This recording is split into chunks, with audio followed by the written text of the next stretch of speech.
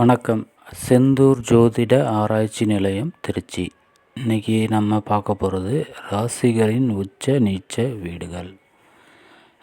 முதல் ராசியான மேஷ ராசியில் சூரியன் உச்சம், சனி நீச்சம். துலாம் ராசியில் சூரியன் நீச்சம், சனி உச்சம்.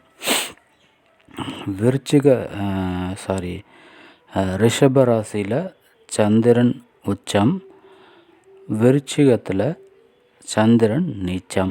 அங்கே தான் ராகு கேதுகளுக்கு உச்ச வீடு.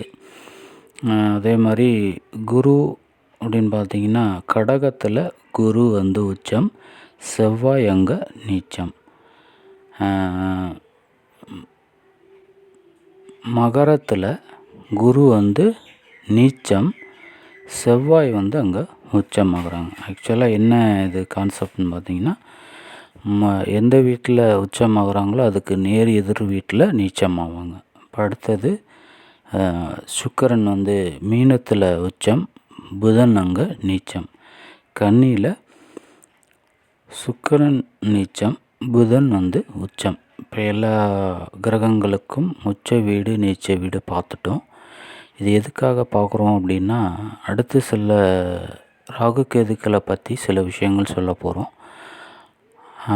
நம்ம செய்து வந்த பாவங்கள் புண்ணியங்கள் என்னங்கிறத அந்த ராகு கேது இருக்கும் இடத்தை வச்சு சொல்ல போகிறோம்.